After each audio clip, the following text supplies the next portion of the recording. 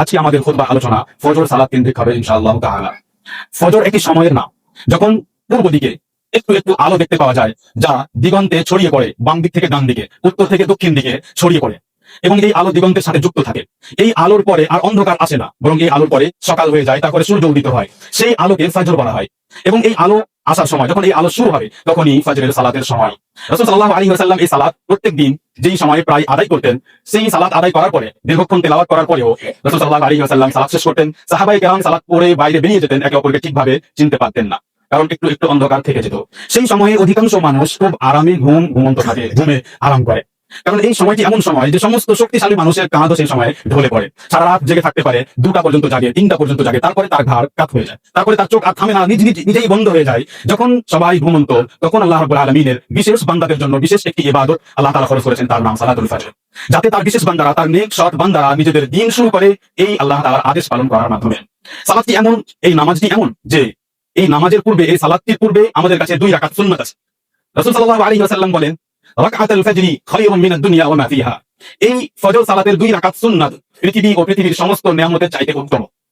পৃথিবী ও পৃথিবীতে যত নিয়ামত আছে, যা কিছু আছে, সবচেয়ে উত্তম হলো ফজরের 2 রাকাত এই সুন্নাত।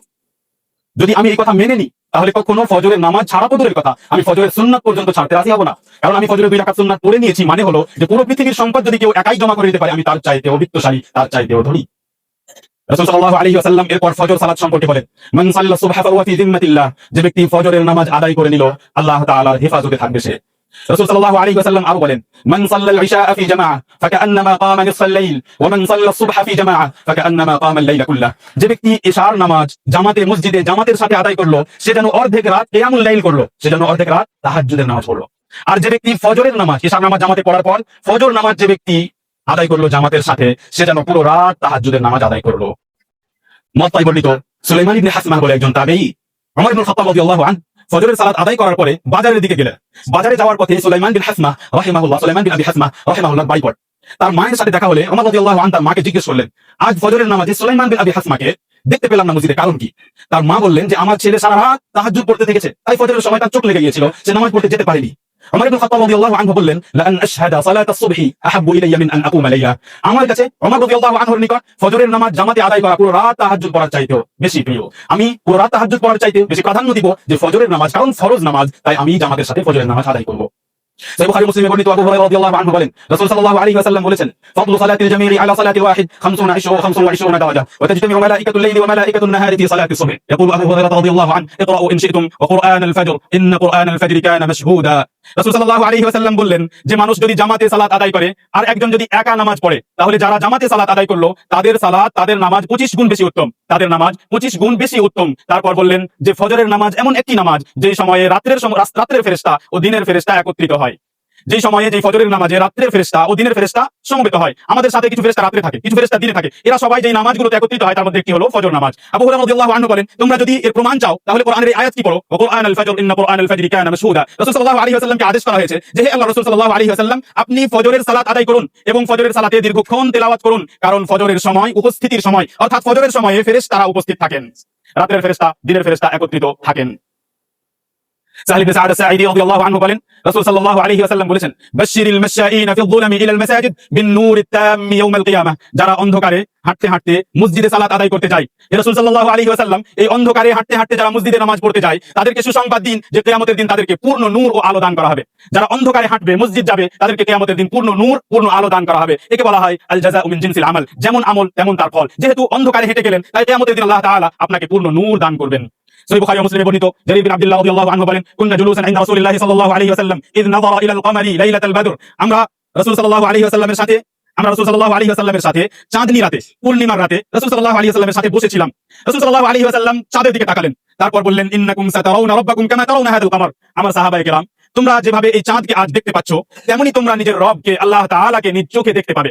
লা তাদাম্মুনা ফি রু'য়াতিহি, আল্লাহ তাআলাকে দেখতে তোমাদের কোনো সমস্যা থাকবে না, কোনো অসুবিধা হবে না, একে অপরকে ধাক্কা দিতে হবে না যে আপনি সরেন আমি দেখতে পাচ্ছি না। যেমন পূর্ণিমার চাঁদ দেখতে কাউকে সরাতে হয় না যে আপনি একটু সরুন আমি পুরো চাঁদটা দেখতে পাচ্ছি না, তেমনি আল্লাহ তাআলাকে দেখার জন্য কাউকে সরাতে হবে না যে আমি আল্লাহ তাআলাকে পূর্ণ দেখতে পেলাম না। পূর্ণ দেখার উদ্দেশ্য যতটা আমি দেখতে পারবো, কারণ আল্লাহ রাব্বুল আলামিনকে পূর্ণরূপে ঘেরাও করা, পূর্ণরূপে দেখে নেওয়া এটা সম্ভব নয়। যতটা আল্লাহ রাব্বুল আলামিন চাইবেন ততটা বান্দারা দেখতে পাবে। তাহলে আল্লাহ রাব্বুল আলামিনকে বান্দারা কিয়ামতের দিন তেমন ভাবে দেখবে যেমন চাঁদকে আজ দেখতে পাওয়া যায়, কোনো অসুবিধা থাকবে না। তারপর রাসূল সাল্লাল্লাহু আলাইহি ওয়াসাল্লাম বললেন, যদি আল্লাহ রাব্বুল আলামিনকে দেখতে চাও তাহলে একটি আমলের উপরে বিশেষ গুরুত্ব দাও। ফাইন ইসতাতা'তুম আল্লা তুগলাবু আলা সালাতিন ক্বাবলা তুলুইশ শামস ওয়া সালাতিন ক্বাবলা গুরুবিশ শামস ফাফআলু, যদি তোমরা পারো যে সূর্য উদয় হওয়ার আগে এবং সূর্য ডুবে যাওয়ার আগে একটি একটি করে সালাত আদায় করবে। যদি সূর্য উদয় হওয়ার আগে যেই সালাত অর্থাৎ ফজরের নামাজ, যদি সূর্য ডুবার আগে যেই নামাজ অর্থাৎ মাগরিবের নামাজ অর্থাৎ আসরের নামাজ, এই দুইটি নামাজ যদি তোমরা ঠিকভাবে আদায় করতে পারো তাহলে করো। উদ্দেশ্য যে এই দুইটি নামাজ বিশেষ গুরুত্বপূর্ণ, এই উদ্দেশ্য নয় যে বাকি নামাজ না পড়লেও চলবে। উদ্দেশ্য হলো যে এই দুইটি নামাজে বিশেষ গুরুত্ব দিতে হবে এবং যারা ফজর সালাত ঠিকভাবে আদায় করলো বাকি সালাতের সাথে, তাদের ব্যাপারে সুসংবাদ হলো যে তারা আল্লাহ রাব্বুল আলামিনকে ইনশাআল্লাহ দেখবে। বুখারী মুসলিমে বর্ণিত আবু মুসা আল-আশআরী রাদিয়াল্লাহু আনহু বলেন, রাসূল সাল্লাল্লাহু আলাইহি ওয়াসাল্লাম বলেছেন, মান সাল্লাল বারদাইনি দাখালাল জান্নাহ, ঠান্ডা সময়ে দুইটি সালাত যে আদায় করবে সে অবশ্যই জান্নাতে প্রবেশ করবে। ঠান্ডা সময় একটি হলো ফজরের নামাজ, আর ঠান্ডা সময় আরেকটি হলো আসরের নামাজ। ফজরের সময়ও আবহাওয়া ঠান্ডা থাকে এবং আসরের সময়ও তুলনামূলক আবহাওয়া ঠান্ডা থাকে। তাহলে যেই মানুষটি এই দুইটি সালাতের হেফাজত করলো বাকি সালাতগুলোর সাথে, সে জান্নাতে প্রবেশ করবে। সহিহ মুসলিমে বর্ণিত উমারাহ ইবনে ওয়াইবা রাদিয়াল্লাহু আনহু বলেন যে রাসূল সাল্লাল্লাহু আলাইহি ওয়াসাল্লাম, সহিহ মুসলিমে বর্ণিত উমারাহ ইবনে ওয়াইবা রাদিয়াল্লাহু আনহু বলেন যে রাসূল সাল্লাল্লাহু আলাইহি ওয়াসাল্লাম বলেছেন, আমরা এতক্ষণ পর্যন্ত ফজর সালাতের ফজিলত সম্পর্কে কিছু হাদিস শুনলাম, যে ফজর সালাত কত গুরুত্বপূর্ণ। সুন্নাত থেকে শুরু করে ফজর সালাত পর্যন্ত রাসূল সাল্লাল্লাহু আলাইহি ওয়াসাল্লাম কত কথা বলেছেন এবং কিভাবে সাহাবায়ে কেরামকে উৎসাহিত করেছেন। সেজন্যই সাহাবায়ে কেরাম এই সালাতকে বিশেষভাবে গুরুত্ব দিতেন এবং এটি তাদের কাছে কষ্টি পাথরের মতো ছিল। এই সালাতের মাধ্যমে তারা মানুষকে বাছাই করতেন যে এই মানুষটি ভালো না খারাপ। ইবনে উমর রাদিয়াল্লাহু আনহুমা বলেন, কুন্না ইযা ফাকাদনা আর-রাজুলা ফিল ফাজরি ওয়াল ইশা আসাবনা বিহি যন, যখন আমরা কোনো ব্যক্তিকে ফজরের নামাজে দেখতে পেতাম না, যখন আমরা কোনো মানুষকে মসজিদে ফজরের নামাজে উপস্থিত দেখতে পেতাম না, যখন কোনো মানুষকে ইশার সময়ে মসজিদে দেখতে পেতাম না, তখন তার ব্যাপারে কুধারণা করতাম। অর্থাৎ এই মানুষটির ঈমানে দুর্বলতা, এই মানুষটির আমল ঠিক নেই, তার ব্যাপারে আমাদের ধারণা খারাপ হয়ে যেত, কারণ তাকে ফজরের নামাজে দেখতে পাওয়া যায়নি, তাকে ইশার নামাজে দেখতে পাওয়া যায়নি।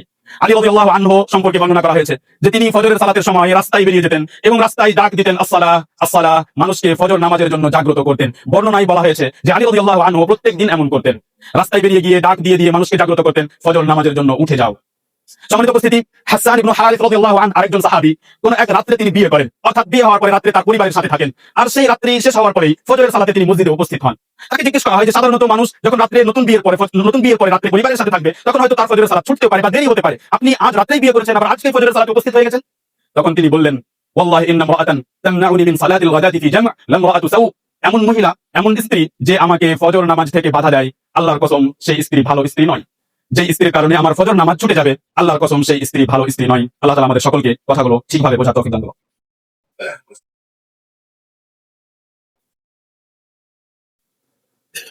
আলহামদুলিল্লাহি ওয়া কাফা ওয়া সালামুন আলা ইবাদিহি আল্লাযীনা ইসতাফা। সম্মানিত জামে মসজিদের মুসাল্লি ভাই সকল, যখন কোন ইবাদত মানুষের জন্য অত্যন্ত উপকারী হয় তখন সেই ইবাদতটি শয়তানের জন্য সবচাইতে বেশি কষ্টদায়ক হয়। যখন মানুষ আদম সন্তান এমন কোন রাস্তা পেয়ে যায় যে রাস্তায় খুব সহজে জান্নাতে যেতে পারবে, তখন সেই রাস্তা শয়তানের জন্য খুব কঠিন হয়ে যায়। আমি সারা জীবন এই মানুষটিকে গুনাহের পথে নিয়ে যাওয়ার চেষ্টা করছি, আর সে এত সহজে কিভাবে আমাকে ছেড়ে দিয়ে কিভাবে সে জান্নাতে চলে যায়, এটি শয়তান গ্রহণ করতে পারে না। সেজন্য যোহর নামাজের বিষয়, আসর নামাজের বিষয়ে, মাগরিব ইশার ব্যাপারে বলা হয়নি যে শয়তান বিশেষভাবে বাধা দেয় নামাজ আদায় করতে যাওয়ার জন্য। যেই মানুষগুলো 5 ওয়াক্ত নামাজ আদায় করে তাদেরকেও বিশেষভাবে যেই নামাজের জন্য শয়তান বিশেষভাবে বাধা দেয় সেটি হলো ফজর নামাজ। বুখারী ও মুসলিমে বর্ণিত রাসূল সাল্লাল্লাহু আলাইহি ওয়াসাল্লাম বলেন, ইয়াকিদু আশ-শাইতানু আলা কাফিয়াতি রাসি আহাদিকুম ইযা হুয়া নামা 3 উকাদ ইয়াদরিবু কুল্লা উকদা আলাইকা লাইলুন তাওয়ীলুন ফারকুদ। শুধু এমন নয় যে আপনাকে ওয়াসওয়াসা দেয়, শুধু এমন নয় যে আপনাকে বলে যে ফজরের নামাজ না পড়লে কি সমস্যা, না, বরং সে বিশেষভাবে যত্ন সহকারে আপনাকে আটকে রাখার চেষ্টা করে। আপনার আমার মাথার পিছনে শয়তান 3টি গিট বেঁধে দেয় এবং প্রত্যেকটি গিট বাঁধার সময় শয়তান বলে যে এখন রাত অনেক বাকি আছে, ঘুমিয়ে থাকো, এখন রাত অনেক বাকি আছে, ঘুমিয়ে থাকো। 3টি গিট বাঁধে এবং এই কথা বলে। রাসূল সাল্লাল্লাহু আলাইহি ওয়াসাল্লাম বললেন, ফাইন ইস্তাইকাযা ফাযাকারাল্লাহ ইন হাল্লাত উকদা, যদি বান্দা জেগে যায়, জাগ্রত হয়ে সে যদি দোয়া পড়ে, সে যদি বলে আলহামদুলিল্লাহিল্লাযী আহইয়ানা বা'দামা আমাতানা ওয়া ইলাইহিন নুশুর, জিকির করলো এবং ঘুম থেকে উঠে গেল, তাহলে একটি গিট খুলে যায়। ফাইন তাওয়াদ্দা ইন হাল্লাত উকদা, তারপরে সে যদি উঠে গিয়ে ওযু করে নেয় তাহলে দ্বিতীয় গিট খুলে যায়। ফাইন সাল্লা, তারপরে সে যদি সালাত আদায় করতে শুরু করে, ইন হাল্লাত উকদা, তাহলে তৃতীয় গিটটিও খুলে যায়। ফাআসবাহা নাশীতান তাইয়িবান নাফস, সকাল হয় তার মেজাজ ভালো থাকে, তার মন ভালো থাকে। ওয়া ইল্লা আসবাহা খাবীথান নাফসি কাসলান, আর না হলে যদি এমন না করে ঘুমিয়েই থেকে যায় তাহলে তার মন খারাপ থাকে, মেজাজ ভালো থাকে না। বুখারী মুসলিমে বর্ণিত একজন ব্যক্তি এসে রাসূল সাল্লাল্লাহু আলাইহি ওয়াসাল্লামের কাছে অভিযোগ করলেন। রাসূল সাল্লাল্লাহু আলাইহি ওয়াসাল্লাম একজন মানুষের ব্যাপারে জানতে পারলাম যে সকাল পর্যন্ত বিছানায় ঘুমিয়েছিল, ফজরের সালাতে উপস্থিত হয়নি, সূর্য উঠে গেছে এবং সে ঘুমিয়েই থেকেছে। রাসূল সাল্লাল্লাহু আলাইহি ওয়াসাল্লাম বললেন, যাকা রাজুলুন বালা আশ-শাইতানু ফি উযুনিহি, এই মানুষটি এমন এক মানুষ যার কানে শয়তান পেশাব করে দিয়েছে। হাসান ইবনে আবিল হাসান আল বসরি রাহিমাহুল্লাহ বিশিষ্ট একজন তাবেঈ, তিনি এই হাদিসটিকে কেন্দ্র করে বলেন, ওয়াল্লাহি ইন্না বাউলাহু লাসাকিক, আল্লাহর কসম এই শয়তানের পেশাব খুব ভারী। যেন তিনি ইঙ্গিত করছেন যে ভারী হওয়ার কারণে যে ব্যক্তির কানে এই পেশাব পড়ে সে আর উঠে মসজিদে আসতে পারে না। সহিহ বুখারী মুসলিমে বর্ণিত, রাসূল সাল্লাল্লাহু আলাইহি ওয়াসাল্লাম বলেন, আসফালুস সালাতি আলাল মুনাফিকিন সালাতুল ফজরি ওয়াল ইশা, সবচেয়ে ভারী নামাজ হলো মুনাফিকদের জন্য দুটি, একটি ফজরের নামাজ আর একটি ইশার নামাজ। ওয়ালাউ ইয়ালামুনা মা ফীহিমা লাআতাউহুমা ওয়ালাউ হাবওয়া, যদি মানুষ জানতো যে ফজর নামাজ পড়লে কি পাবো, যদি মানুষ জানতো যে ইশার নামাজ পড়লে কি পাবো, তাহলে হামাগুড়ি দিয়ে হলেও ফজর ও ইশার নামাজে উপস্থিত হতো। হামাগুড়ি সেই মানুষকে দিতে হয় যে পায়ে স্বাভাবিকভাবে হাঁটতে পারে না, তাকে হাতের উপর এবং হাঁটুর উপর ভর করে পশুর মতো হাঁটতে হয়। আল্লাহ তাআলার কাছে আফিয়াত চায়। যেমন ছোট বাচ্চা পশুর মতো এবং অন্যান্য প্রাণীর মতো দুই হাত ও দুই হাঁটু রেখে হাঁটে হামাগুড়ি দেয়, তেমন করেও যদি আসতে হতো, স্বাভাবিকভাবে হেঁটে আসা সম্ভব নয়, কষ্টকর, তারপরেও মানুষ ফজরের নামাজ ছাড়তো না, ইশার নামাজ ছাড়তো না। যদি তাদেরকে বলে দেওয়া হতো যে পড়লে কি পাবে, আর বলে দেওয়া হয়নি এজন্য যাতে মানুষের পরীক্ষা হয় যে আসলেই কারা বিশ্বাস করে এবং আসলে কারা বিশ্বাস করে না। এই ফজর সালাত গুরুত্বপূর্ণ হওয়ার কারণে বাকি সমস্ত সালাতের চাইতে বেশি দীর্ঘক্ষণ ধরে রাসূল সাল্লাল্লাহু আলাইহি ওয়াসাল্লাম ফজর নামাজে তেলাওয়াত করতেন। সহিহ বুখারী ও মুসলিমে আবু বারজা আল-আসলামী রাদিয়াল্লাহু আনহু বলেন, আন্না রাসূলুল্লাহ সাল্লাল্লাহু আলাইহি ওয়াসাল্লাম কানা ইয়াকরাউ ফি সালাতিল গাদাতি মিন 60 ইলা 100। রাসূল সাল্লাল্লাহু আলাইহি ওয়াসাল্লাম ফজর নামাজে 60 থেকে 100টি পর্যন্ত আয়াত তেলাওয়াত করতেন। যদি ছোট আয়াতগুলো ধরা হয় তাহলে 100টি আয়াতে 3 পৃষ্ঠা পার হয়ে যায়। যদি এত ছোট ছোট আয়াত ধরা হয় হাফ লাইনের, তবুও 100টি আয়াতে প্রায় 3 পৃষ্ঠা পার হয়ে যায়। আর যদি একটু লম্বা আয়াত ধরা হয়, বিভিন্ন জায়গাতে কোরআনে 2.5-3 লাইনের আয়াত আছে, তাহলে সেটা আরো অনেক বেশি হয়ে যাবে। তেমনি রাসূল সাল্লাল্লাহু আলাইহি ওয়াসাল্লাম হতে সালাতুল ফজরে সূরা সাফফাত পড়ার প্রমাণ পাওয়া গেছে। রাসূল সাল্লাল্লাহু আলাইহি ওয়াসাল্লাম ফজর সালাতে আস-সাফফাত সূরা পড়েছেন এবং এই সূরাটি বর্তমানে যে কোরআনে লেখা আছে সেই অনুযায়ী প্রায় 7 পৃষ্ঠা। তেমনি রাসূল সাল্লাল্লাহু আলাইহি ওয়াসাল্লাম সাব্যস্ত সহিহ বুখারী মুসলিমে যে তিনি জুমার দিন ফজরের সালাতে প্রথম রাকাতে আলিফ লাম মিম তানজিল আস-সাজদা পাঠ করতেন, এই সূরাটি 3 পৃষ্ঠা, এবং দ্বিতীয় রাকাতে হাল আতা আলাল ইনসানি হিনুম মিনাদ দাহর সূরা দাহর পাঠ করতেন, এই সূরাটি প্রায় 2 পৃষ্ঠা, তাহলে মিলিয়ে 5 পৃষ্ঠা হলো। ওমর ইবনে খাত্তাব রাদিয়াল্লাহু আনহু হতে বর্ণনা পাওয়া যায় যে তিনি ফজর সালাতে সূরাতুল হজ পাঠ করতেন, সূরাতুল হজ প্রায় 10 পৃষ্ঠা। ওমর ইবনে খাত্তাব রাদিয়াল্লাহু আনহু হতে বর্ণিত যে তিনি ফজর সালাতে সূরা ইউসুফ তেলাওয়াত করেছেন প্রায় 13 পৃষ্ঠা। ওমর ইবনে খাত্তাব রাদিয়াল্লাহু আনহু হতে এই ধরনের আরো অন্যান্য লম্বা সূরা পাঠ করার প্রমাণ পাওয়া যায়। সম্মানিত উপস্থিতি, যা শুনলাম তার মধ্যে একটি কথা দুটি কথাই আমাদের সংশোধনের জন্য যথেষ্ট, কিন্তু আসলে সংশোধন নিজের করতে পারবে তারা যাদেরকে আল্লাহ তাআলা বিশেষভাবে তৌফিক দান করবেন। যদি আপনি তৌফিক না পান তাহলে দেখুন যে আপনি তৌফিক পান না কেন, কারণ কি, সেই কারণ দূর করুন এবং আল্লাহ তাআলার কাছে সহযোগিতা চান। আল্লাহ তাআলার কাছে বিশেষভাবে চাই যেন আমাদেরকে তিনি ফজর সালাতের এই বিশেষ নিয়ামত থেকে বঞ্চিত না করেন। আল্লাহুম্মা সাল্লি আলা নবিয়িনা মুহাম্মদ ওয়া আলা আলিহি ওয়া আসহাবিহি আজমাইন ওয়া আখিরু দাওয়ানা আলহামদুলিল্লাহি রাব্বিল আলামিন। আসসালামু আলাইকুম ওয়া রাহমাতুল্লাহ।